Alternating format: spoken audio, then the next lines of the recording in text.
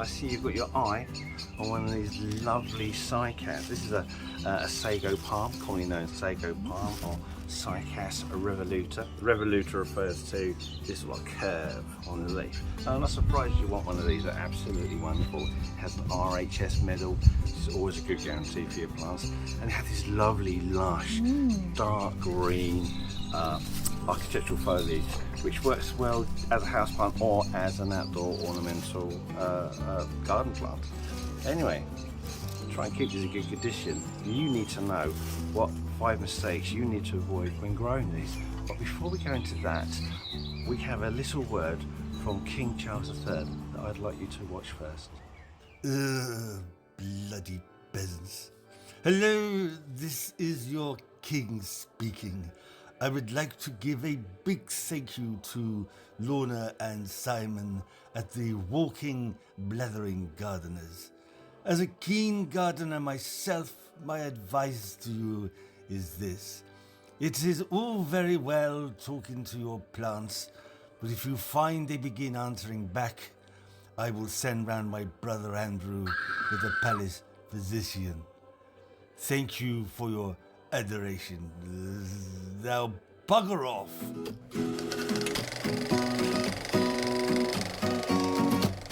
So if you've done a little bit of research on these, you'll see in the text and online and Wikipedia that these will tolerate extremely low temperatures. You're looking at -5 to -10. And yes, it will survive those temperatures. But if you want to keep these luscious green leaves, then you need to avoid frost at all costs. You don't want to leave it outside really. Even if you put it outside and covered it, you are still going to get some cold damage on it. So you're really going to want to bring it minimum into a greenhouse. But really, you want to look at thinking about having one of these brought indoors as a greenhouse plant.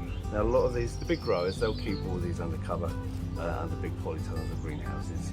And if you don't do that, you're going to suffer a lot of damage on these leaves. That damage will not recover, it will stay damaged, and the only good leaves that you'll get following that are the new growth that comes through. Now, the second mistake you want to avoid is root damage due to having too much water in the pot. Waterlogging is going to kill these roots off. They're very sensitive to it, so you have to make sure you have very good drainage. Now, if you saw the video I made earlier about how to pot these up, you will notice that I put a good couple of inches of quite light gravel in the base here, and then mixed a load more horticultural grit in with the compost. Do not have it in a saucer. Do not overwater it without checking first. You've got to make sure that the soil is free draining and does not remain waterlogged. Do not do it, you will lose your plant. So, you want some compost to put on your cycad. Well, you might bought it as a houseplant, doesn't mean you're going to use houseplant compost. You might be able to get away with regular multi-purpose compost, but the roots of the Sago Palm, they require a pH slightly acidic, so you're looking at 5.5 to 6. And if you want to try and to achieve that, you're going to need Lovely Magic Ericaceous compost.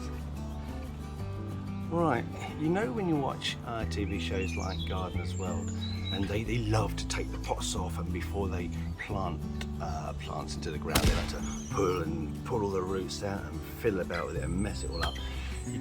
Don't do that, please don't do it. Do not do that with these. It will shock the plant. It will just sort of go into some kind of weird status and not grow anything like that. Many plants are the same. Try to avoid playing about with the roots. Do not tease them apart. Do not. You might think you're doing a good job, but every time you start pulling away at these roots, all the fine hairs get snapped. And it's those fine hairs that take in the water and the nutrients. Don't do it. Don't mess about with the roots. You don't like the roots disturbed.